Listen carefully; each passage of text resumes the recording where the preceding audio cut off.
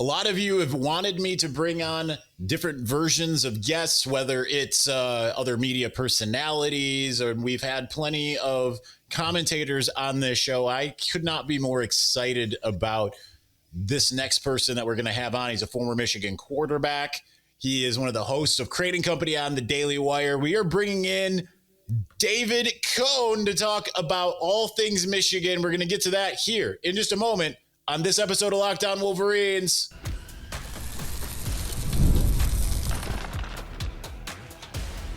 You are Locked On Wolverines, your daily podcast on the Michigan Wolverines, part of the Locked On Podcast Network, your team every day.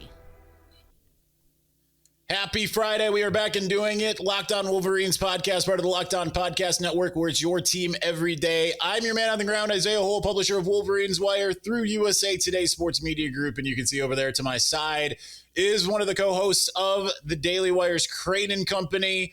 And that is Mr. David Cohn. Super excited to have you, man.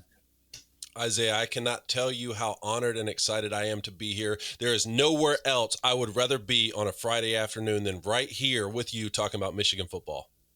See, I would rather be, I'm glad to be here with you. If you weren't here, I would rather be anywhere else. I'm just kidding to all of you people out there. I do need to do like Connor and come down to Nashville at some point. I didn't even know that. Come down to Nashville. You do need to come down to Nashville, come in the studio. Let's do this thing in person. And yeah, Connor already paid a visit to us, which for anyone out there, I don't know if we're going to get into this or not, but man, I would really encourage any football fans. I don't care if you love Michigan or hate Michigan to go watch the deep dive interview we did with Connor Stallions because it was fascinating. See, it's funny because you managed to, I was in his own documentary, right? Like he had me in his documentary. I can't get him on this show right now. I cannot do it. And yet, I find out afterwards, he's like, oh yeah, I was on Crain Company. It's gonna be out tomorrow. I'm like, thanks, Connor. Appreciate it. Well, I do have to thank you and our good friend Steve Dace. I think were some motivating forces to help us get Connor. And it was a little bit serendipitous because he was traveling through Nashville, headed down to, I believe it was the Sweet 16 for that weekend. And so he stopped in. But again, just an hour and a half conversation about the cat and mouse game of signaling, deciphering, and so much more than that. But just as someone, what I told him was very rarely in my line of work, as someone who covers college football professionally, is it better off to have been the signaler rather than the starting quarterback? Usually it's better off you're an All-American or a Heisman Trophy winner or an NFL Pro Bowler. But in this particular situation, because this story was the talk of college football when it happened, I'm like, this is my fastball. I sent real signals for Michigan at times. I sent dummy bluff signals for Michigan at times. And this is 15 years ago. And this is my alma mater. And so to talk to him about the tactics that were used and to how this thing was blown out of proportion by so many, and blown out of proportion purposely by so many in the media, and what he did and what he didn't do, it was a fascinating conversation. So I'm going to do a usual thing here as you're experiencing this firsthand. People always wonder, why does it seem like the show kind of goes all over the place? Because I pull audibles all the time. Good 5 seconds before we started the show, right? I said, here's what we're going to do. We are all of 3 minutes in, and I'm going to change things up here because I think that is an interesting thing that I kind of forgot for a second that was part of what you had talked about, was being that in the situation where you were signaling and all of that. And you were at least at Michigan during a time when that was a thing. At least offensively, it probably hasn't stopped being a thing, but defensively, I remember Connor telling me about things with Don Brown and how they did not have dummy signalers. It was just Don Brown and everything.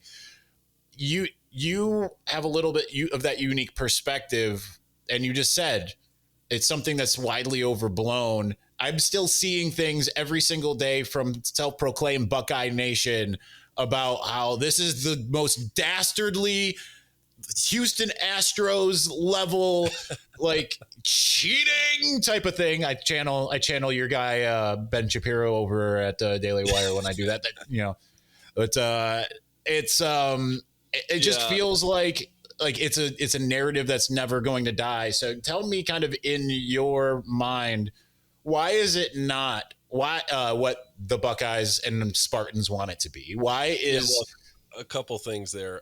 One, I do apologize if I'm the reason that this interview got derailed right off the bat here, but I think we're going to have fun nonetheless. And second off, to your point about you see this from Buckeyes fans, well, that's what you're supposed to see. That's good for the rivalry. This is what I was talking about with Trevor over at Rivals yesterday is, yeah, when it's coming from there's a certain faction of people in our country and other college football program fans who are going to hate Michigan no matter what. Like, this fuels the fire. This fuels the rivalry. So, of course, like, I lost to the Buckeyes every year that I played there. They were beating us every single year for over a decade. And what did they call us? They called us losers. Now, all of a sudden, we beat them 4 times in a row. And what do they call us? Cheaters. They're never going to call us winners. And so if I have to decide between those two things, brother, let me just tell you, I'd rather be called a cheater than for them to call us losers, because they were kicking our butts in this rivalry. And I had a chance to meet Coach Jim Tressel recently at the White House, by the way, which was a really cool experience. And I told him that.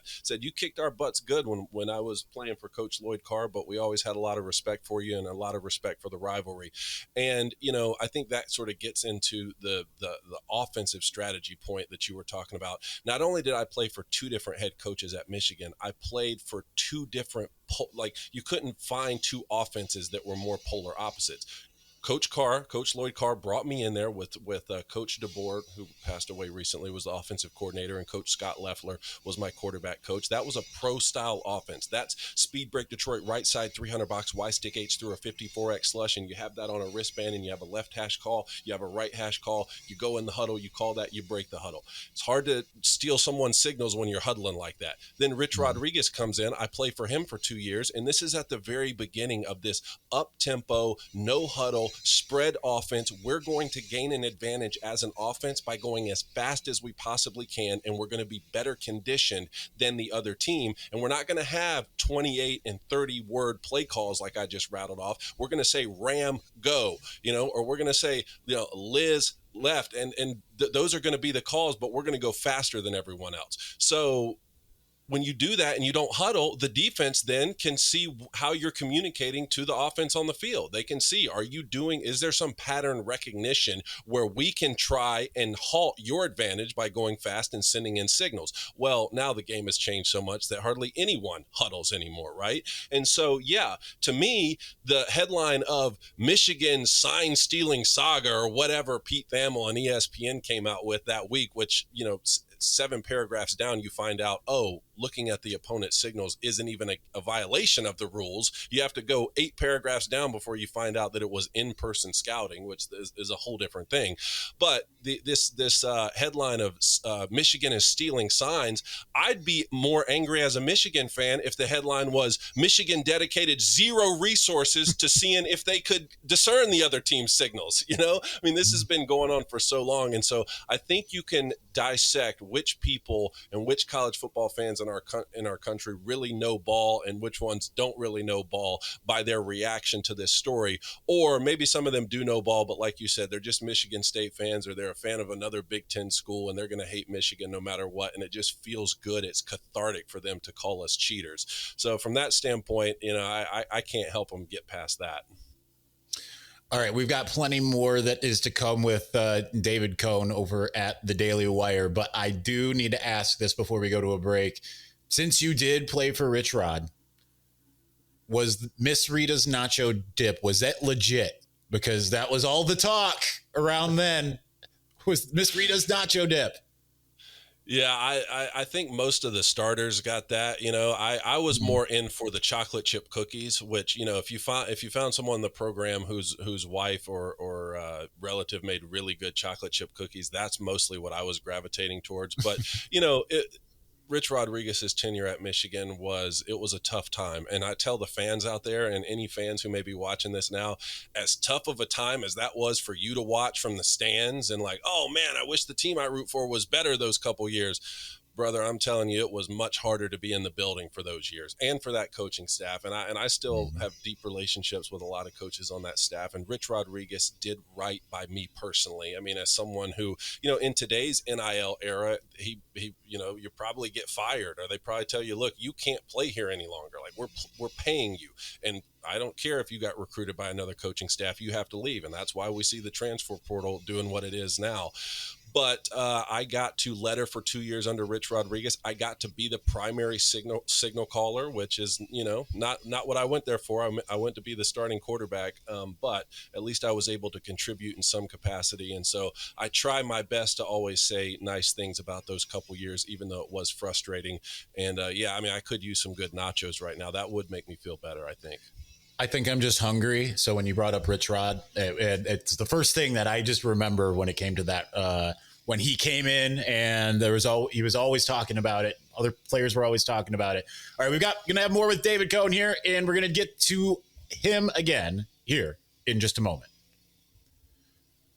But before we do, did you know that your Fire TV is also an Xbox? Turn any TV into your gaming and entertainment hub with Fire TV Stick 4K devices. No console required. Just grab your paired controller, subscribe, or sign in to Xbox Game Pass Ultimate with EA Play included, and you are ready to play.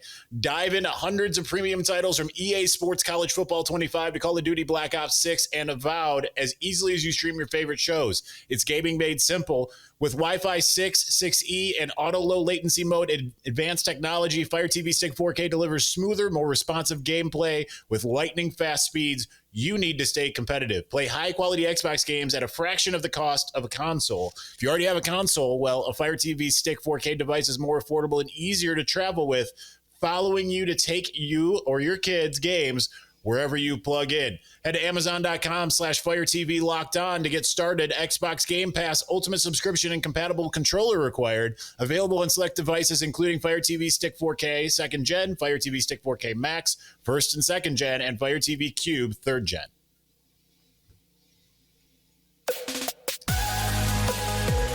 All right, we're still here with David Cohn here to talk about all things Michigan football. David, as much as I want to delve into the Chiron Moore, actually, we will just very briefly, I think. I want to get your thoughts on the Chiron Moore suspension. I don't want to spend the whole episode because it's been all week, right? Plus, I highly recommend people go to your show and Steve lose his marbles kind of the same way I did on Monday. Which was funny because we both said the same things. And we didn't not consult each other. It was afterwards that we talked, and it was we're both saying the same exact things. But what's your take on this 2-game suspension for Chiron? Okay, so I already am on record here of saying that I think it's completely asinine that it would be against any rules that you can't look at another team's signals or something, right? But that wasn't technically what Michigan was getting in trouble for. It was in-person scouting, which I also think is asinine. As an 8-year-old kid, I used to ask my dad, can we stay later after our game so that we can watch the opponent that plays after us play because we play them next week? What this is high level college football. You can't go scout your opponent in person, even though every single team has 4K footage of everything that's going on, every play, every signal, whatever. So I think that's asinine. But it doesn't matter what I think, because a rule is a rule, and if you violate it, there's a punishment for that.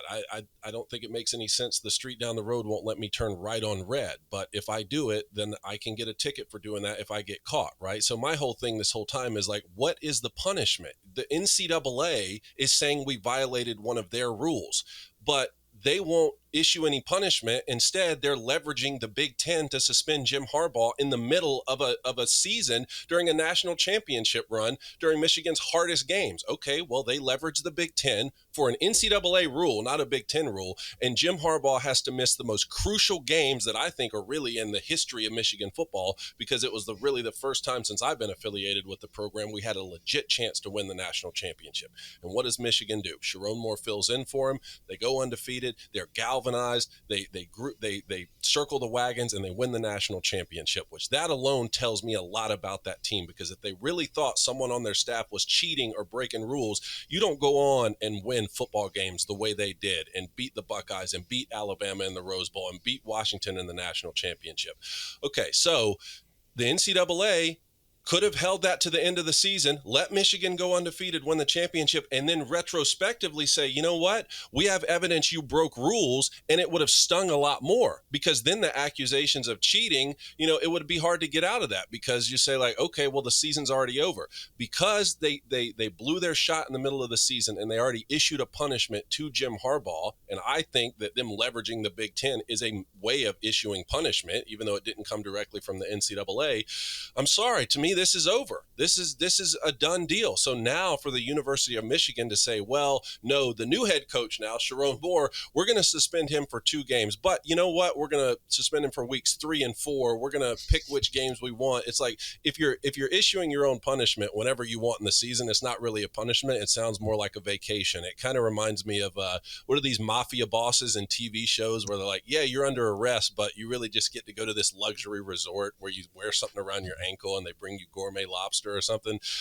So I don't know what all happened, what all transpired between Chiron Moore and Connor Stallions, and I also don't know any of the back channeling between Athletic Director Ward Manuel and the NCAA. Maybe you know more than I do. I don't know if this was all, a back channel with them saying, hey, do this and you will be good in our eyes. But I just conceptually don't like the idea of an organization, the NCAA, saying, hey, you broke one of our rules doing something, punish yourself, and then if it's not enough, then we'll step in and do our jobs. And I do think that Steve Dace, when he came on our show this week, he said a lot of things right. He said Michigan is willing to bend over backwards at any time to the NCAA because we want to be known as a stand-up organization. And I do like aspects of that for Michigan. I don't want it to be true that Michigan violated some sort of rules to gain an advantage. But again, if they did do that, provide the proof and issue a punishment that is commensurate with the crime. We're not in the business of punishing ourselves. Greg Sankey and the SEC as a conference would never let this happen. The SEC schools individually would never let this happen. Tennessee, the Tennessee Volunteers, at the first word that they were going to get in trouble for something, said, no, we're going to sue you. What is Michigan doing? Michigan saying, no, not only do you not have to issue us any punishment, we'll do it ourselves for a second coach here, and hopefully that'll satisfy you. So, again, I'm frustrated like you are. I'm frustrated like a lot of Michigan fans are, and it seems like a lot of the rest of the country is too, because Danny Canel, who came on our show, who was adamant that Michigan should be kept out of the college football playoff so his Florida State Seminoles could go to the Rose Bowl when they were kept out, he even came on this week and said, guys, at some point, we've got to be done with this nonsense. It's funny because I became we had Danny on this show even, and it was because Michigan was in the national championship. So it's funny how that all worked out, because the Seminoles weren't and Michigan was. I got to he and I sat next to each other in the break room, and he ended up being on. Actually, pretty good. He was, I think, over the saltiness at that point of Florida State not being in it. He was far enough removed from it, and then he was like, "I love the camera you use for your show. How can I up my podcast game?" So I tried to help him out as far as that's concerned, and he repaid the favor by coming on. But looking at the time, we've only got a few more minutes left, but we're going to get to more with David Cohn, and we're going to do so here in just a moment. But before we do, you ever check your bank account and wonder, where did all my money go? I do that every single day. Between dining out, online shopping, and entertainment, it's easy to lose track. That's where Monarch Money comes in, your personal CFO, giving you full visibility and control over your finances. Monarch Money isn't just a budgeting app. It's a complete financial command center. You can track all your accounts, investments, and spending all in one place, so you just stop managing your money and you start building wealth. When I started using Monarch, I realized how much I was spending on food delivery. I do treat food delivery as if I am building wealth, just maybe in my belly. Now I budget smarter and I save more. Instead of juggling multiple apps, you can use Monarch to check your finances, track spending, and even plan long-term goals. So take control of your finances with Monarch Money. Use the code LOCKEDONCollege at monarchmoney.com for 50% off your first year. That's monarchmoney.com, code LOCKEDONCollege for half off your first year.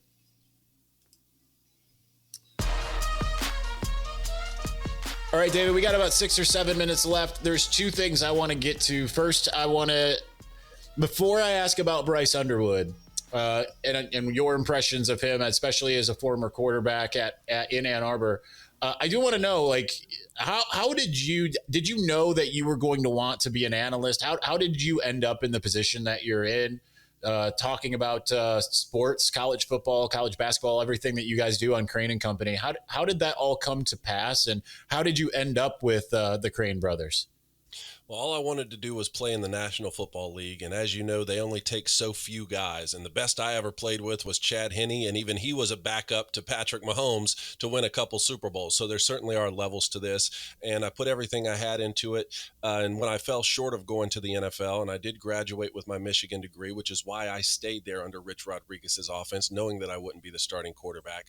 It was tough. You know, it was a tough pill to swallow. And a lot of the coaching staff there wanted me to get into coaching. My father was interested in me going to law school the way that he did, but I was really interested in video production and filmmaking, and I saw the direction the world was heading with all of this, screens and laptops and televisions, and I just thought that I could add value, and I was able to do that quickly. I moved back to my home state. I moved to Atlanta, where the video production and film industry was booming, and people really liked my sports background. So I got off to a hot start. I was able to direct and produce a centennial campaign for the PGA of America. I was able to help out with Bleacher Report and all these series they were doing for college football. The Atlanta Falcons run out hype video the year they made it to the Super Bowl was really cool. And so all of that experience led me to getting introduced to Jake and Blaine Crain, these brothers who were coaching college football when COVID hit, but they couldn't go back to coaching because COVID, upended everyone's world across our planet. And they got introduced to me. Jake had started an audio-only podcast. He knew where a lot of the recruits were going to go, and so it was kind of taken off. And he said, I want to be on video. I heard you're a great video producer, and you played college football. Can we do something? And so I started producing some of his content. And after a short time, Colin Cowherd called us. Colin said, I love the show, and I'm launching The Volume, and we'd love you to be the college football answer to The Volume. And so that was really cool. And we were going from the College Football Hall of Fame right there in Atlanta. And that's when I knew we really had something special. And not too long after that, Ben Shapiro called and said, hey, if you would be interested in moving to Nashville and talking about all sports, we would really like you to come onto the Daily Wire platform. And so we had a serious discussion between us and said, is this something that would be good for us? Is this a direction that we want to go? And all of us decided, hey, let's give it a shot. So we're here in Nashville, and this is year 4 with the Daily Wire, trying to bring the best sports content that we can to people. It has been it is different being in front of the camera rather than behind the camera. But, in this world, as you know, you have to wear multiple hats if you want to be a successful YouTuber or a podcaster. And so I think I bring the production expertise that I have after doing that for a decade, from 2010 when I graduated to 2020 when I met Jake. And then being in front of the camera, I just, I love talking to people. I love communicating. I love doing what I'm doing with you today. And so hopefully somewhere someone enjoys it and it's insightful. Well, it's amazing what you guys do, and I was like very one-track mind listening to you here, because you said the what feel like the magic words to me, and it makes me feel like, okay, if you would have just started a few years earlier, because I don't know if you know my background. Now, I graduated from Michigan in 2008 with a film degree, which is why how all of this happened is kind of similar, right? Because that's why I use Canon 4K cameras and stuff to do this. But I'm like, man, if only he would have started a few years earlier, we could have had some overlap in the film department at Michigan. Because if you would have recognized it at that time, like, you know what? Because, we were lacking a lot of sports people. We were a lot of more nerdy people, but I was always trying to. I'll tell you why that is, and I didn't know that about your background, but man, it's never too late for a fruitful friendship here to start. Maybe we can make some films together at some point too. I'd love that, or documentaries. But I wasn't allowed to major in film, and granted, I didn't know this is a direction I wanted to go until I was a junior or senior at Michigan. But I couldn't major in film because the film classes met in the afternoons, and of course we practiced in the afternoons, and so I found a workaround where I was able to major in general studies, but I could concentrate in film. And I was able to take a lot of the theory classes. I took a class on Alfred Hitchcock, which was really great. And I got to take like acting for the camera. And when you weren't doing the acting portion, they let you be the camera operators. All of that stuff was a great jump start for me before I graduated and actually moved into video production and film school down in Atlanta. So that was my experience, but I wish we had a little bit of overlap as well. Did you have Mark Kligerman for one of those film theory classes by chance? I don't believe so. You would remember Mark Kligerman. He was a one of a kind. All right, I do want to ask you, as we're running out of time here, in just a few minutes, what was your impression of Bryce Underwood, seeing him in the spring game? Obviously not an impressive stat line. I still came away just kind of blown away from with what I saw personally. I do like to see a reverse flea flicker touchdown pass from the 3-yard line. It's the spring game when you're seeing that. Look, he made some great throws. He has some things he needs to improve on. The positive about this is he's already taking starting quarterback reps in the spring, right? Which, I mean, a lot of guys aren't even getting to campus until it's fall camp time. So in my opinion, he is ahead of the game. And if he went 12 of 27. Well, if he had gone 26 of 27 instead, the headline would be Michigan's defense is terrible and they've fallen off after losing all these first round picks. So, you gotta take the good with the bad, and it can be a double-edged sword sometimes. He's going to be a true freshman. I think Bryce is going to start week 1 here. And look, for anyone who wants to hear it straight from Coach Chiron Moore's mouth, please go watch our interview that we did with him on Crain Company, because I asked him this question, and I knew that he wasn't going to reveal who he's going to name as a starting quarterback on our show before spring practice even started. This was, over a month ago. But I wanted him to explain his process and what the criteria for selection was going to be and walk people through it. How important is spring practice? How important is fall camp? Are you going to be taking note of every single rep? Is there going to be a completion percentage component to all this? And he answered this in a very diplomatic way. Now, granted, Mikey Keene was out, obviously, who transferred in from Fresno State. He was out for spring practice. So fall camp is really when things are going to heat up. I think Bryce Underwood is going to be the starting quarterback at Michigan from the very first snap he's able to take. And then the question becomes, how quickly can he get acclimated for a Big Ten schedule? I mean, this is a premier conference in college football, and everything that I've heard, he's the most talented quarterback to come out of high school that these people have ever seen. But when I talked to Connor Stallions, who was able to coach him, he said, man, this goes way beyond his talent level. Because I played with a lot of talented guys. Talent gets you so far. Talent can come in. You can do some exciting things and make some plays here or there and wow people. But from my perspective, it sounds like his work ethic is beyond anything that anyone has seen. Maybe you've spent more time with him than I have, but I hear that the way he plans, the way he prepares for games, the way that he understands defenses already is blowing a lot of people in Schembechler Hall away. That's what really gets me excited, because when you combine a talent level like that with someone who wants to put in the work, who wants to prepare, and who wants to be the best and do what it takes to be the best, then that's when you have someone where you really can't put a ceiling on them. So look, he's going to make some mistakes this fall. No matter when he starts or no matter how much he plays, he's going to make some mistakes. He's going to make some great plays. The question is, what can Michigan's ceiling be with a true freshman at quarterback? He doesn't have the luxury to be Tim Tebow at the University of Florida in 06, right? Where you're coming in on packages, but Chris Leak is able to carry the team for most of the way, and then you win the national championship. I don't think he's going to have that luxury, but I think fall camp will tell a bigger part of the story, and then we'll know. And we'll know, I mean, is this someone who can go on the road to Norman, Oklahoma in week 2 to play Chiron Moore's alma mater in a year where they got, who I think, the best transfer portal quarterback in Johnny Mateer coming in? Oklahoma's going to be stacked now, and we're going to have them in week 2 before you ever even get into Big Ten play. That's what I'm really excited to see, man. Like, let's get to it. I'm already getting excited for fall here, and it's May 9th. Last one for you. My camera's only got a good 50 seconds left. So just curious, how surprised were you when after everything Bryce told you in person last summer, sticking with LSU, Michigan not really where it's at? How surprised were you that he flipped? I was starting to get text messages through the fall that, man, this thing's real. This thing is real. Like, I think he's going to flip from LSU. Like, yeah, whatever, man. Like, he's 19 miles down the road. If he hadn't already committed, if he hadn't already flipped, clearly he doesn't want to be at Michigan, whatever. It's a lost cause. And then the news broke, and I came up right up here to this room to do, an emergency viewing, because he did tell me to my face, I don't want to go to Michigan. And I didn't. He said because they don't have a long history of developing quarterbacks, and we were outside and I had my earpiece, and he was soft spoken, so I couldn't really hear what he was saying, or else of course I would have hit him with a rebuttal like Tom Brady. Have you heard of this guy? And all of the great quarterbacks that Michigan has had. But I just hope that he's next in line for that, because I do think he is a special talent. All right, that's David David Adam Cohn, because that's what your Twitter handle is. There you go. You can find him. Follow me on Twitter. Yes, absolutely. And they'll be on a Chiron for those watching. For those listening, that's the first time. That's what I forget. I always forget we have usually as many listeners as we do watchers.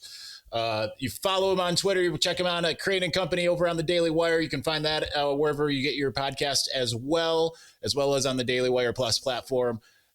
Thank you so much for joining us, David. Appreciate it. Thanks so much for having me. All right, that's going to do it for us today. We're actually going to have, if everything goes to plan, and I know I make this promise constantly and never deliver it, but there will be at least one weekend show. I'm just going to put it out there. So stay tuned for that. Thanks for watching today. Thanks for listening. We'll talk to you again soon. Peace.